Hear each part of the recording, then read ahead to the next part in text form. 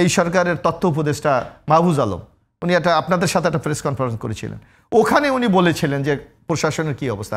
উনি বলেছে 64টা জেলার মধ্যে 46টা এসপি জামাতের। মোশাররফ ভাই, একটা বিষয় বলবেন যে একেবারে বিএনপি, আমি তো শুরুটা করলাম ভাই, যে বিএনপি মহাসচিব বলছেন যে ঐক্য নেই। তো এখন বাংলাদেশে একদিকে সরকারের নড়বড়ে অবস্থা, সরকারকে নিয়ে বিএনপি তার স্ট্যান্ডিং কমিটির বৈঠকে বলছে যে এই সরকারের নিরপেক্ষতা নিয়ে প্রশ্ন আছে।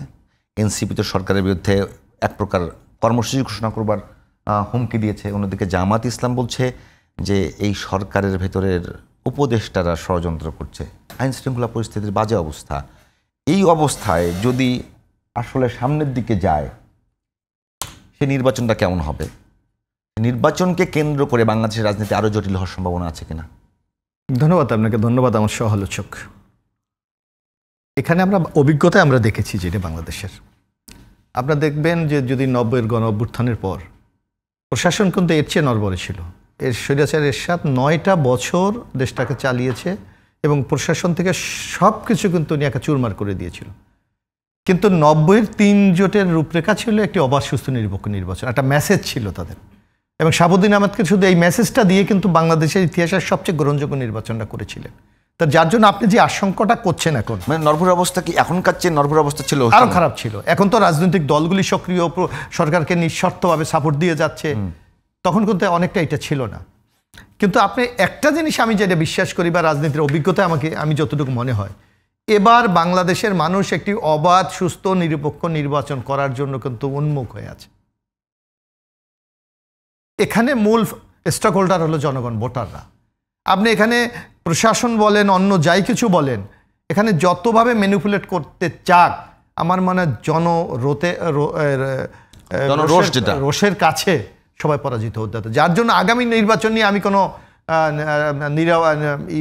নিরপেক্ষ হওয়া, সুস্থ হওয়া, এটা নিয়ে আমি করি না। বরং এখানে যেই প্রশ্নটা আপনি দেখবেন, আমাদের মহাসচিব বলেছেন যে আমরা কিন্তু একটা ক্রান্তিকাল অতিক্রম করছি। আজকে শেখ হাসিনার এই দীর্ঘ ফ্যাসিস্ট শাসনের পর আমরা দেখবেন যে বিএনপি রাষ্ট্র মেরামতের জন্য 31 দফা দিয়েছেন। আপনি জানেন, আপনি গণমাধ্যমে আছেন। যখন বিএনপি বিরোধী দল, বিএনপি কখনো জানতো না যে তখন হাসিনা এভাবে পালিয়ে যাবে। তো সেই বিএনপির যে 31 দফা, সেইটাকে কেন্দ্র করে কিন্তু আপনার অনেকটা এই ঐক্যমত কমিশনের দফাগুলি কিন্তু প্রণীত হয়েছে।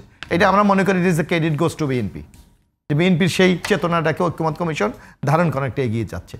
আসলে আপনি কি একটা শাসক যত ভালো হোক, সে কি একটা পরিবর্তন আনতে পারে না? পরিবর্তন আনতে পারবে সিস্টেমগুলি। এই যেমন দেখেন, বাংলাদেশেও যদি একটা নিরপেক্ষ সরকারের অধীনে নির্বাচন হয়, অর্থাৎ দলীয় সরকারের বাইরে, তাইলে কিন্তু সেই নির্বাচন প্রভাবিত হওয়ার সম্ভাবনা খুব কম থাকে। 91, 96, 2001 আমরা দেখেছি। আবার যখন এখন তো আপনারা প্রশ্ন তুলছেন যে মানে এই সরকারের নিরপেক্ষতা নিয়ে। না, নিরপেক্ষতা বলতে এটা আমরা তুলিনি। আপনি দেখবেন স্ট্যান্ডিং কমিটি বৈঠকে তুলেছে। আমি বলছি আমরা তুলছি কেন, আপনার সেই কারণগুলো। যে একটা বিশেষ দলকে আপনারা নিশ্চয় করছেন, ইঙ্গিত করে বলছেন যে আমরা বলি না এটা, আমরা কার রেফারেন্সটা বলি আমি বলি। আপনি দেখবেন কিছুদিন আগে আমলে এই সরকারের তথ্য উপদেষ্টা মাহফুজ আলম, উনি আপনাদের সাথে একটা প্রেস কনফারেন্স করেছিলেন। ওখানে উনি বলেছিলেন যে প্রশাসনের কি অবস্থা। উনি বলেছে 64টা জেলার মধ্যে 46টা এসপি জামাতের। আমার বক্তব্য না, মাহফুজ আলমের বক্তব্য। 36 জন ডিসি জামাতের। এবং উনি বলেছে শিক্ষা প্রতিষ্ঠানের 70% জামাত দখল করে নিয়েছে। এটা আমাদের বক্তব্য না।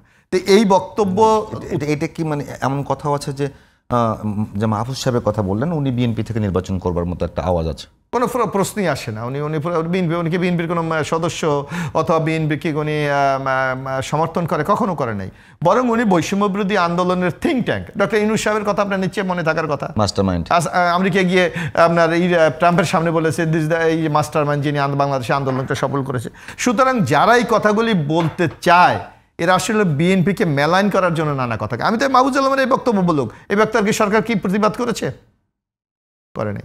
অথচ মাহফুজ আলম নিশ্চয়ই ক্যাবিনেটে বসে, নিশ্চয় মন্ত্রী পরিষদের অন্যান্য মিটিংগুলি এলাকা কলিগদের, কেউ তো বলে নাই যে মাহফুজ আলমের এই বক্তব্য সত্য নয়।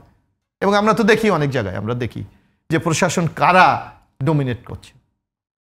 কিন্তু এই অনিরপেক্ষ প্রশাসন দিয়ে আপনি ভালো নির্বাচনের কথা বলছেন যে? আমি নির্বাচন করছি, আমি বলছি জনগণের আমি উল্টে আমি দেখতে চাই। জনগণ যদি ঐক্যবদ্ধ থাকে, জনগণ যদি একটা ভালো নির্বাচন চায়, কোনো শক্তি নেই সেই নির্বাচনকে বানচাল করার জন্য।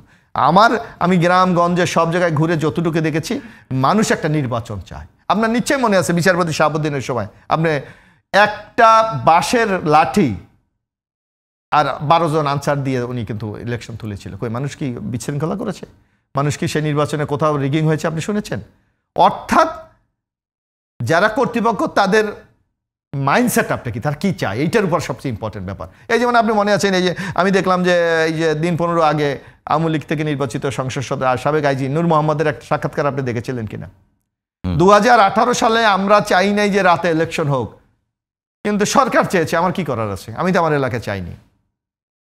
অর্থাৎ সরকার যদি চায় নির্বাচনটা এইভাবে হবে, প্রশাসন বলেন মাঠ প্রশাসন বলেন তাদের অন্য কিছু থাকে না, যার জন্য 2018-তে রাতের ইলেকশন হয়েছে, আবার এই 24-এ আমরা তোমরা হয়েছে। মোশাররফ ভাই, আমি না মিলাতে পারতেছি না। আপনি যদি একদিকে বলছেন জনগণের উইল, জনগণের ইচ্ছা, অন্যদিকে বলছেন যে সরকার যদি চায়। না না, আমি বলছি ওই সময়, কিন্তু এখন সরকার, এই সরকার তো চাইবে না। এই সরকার তো আপনি ন্যূনতম একটা নিরপেক্ষ সরকারের একটা মোড়ক এসে উনি দেশ পরিচালনা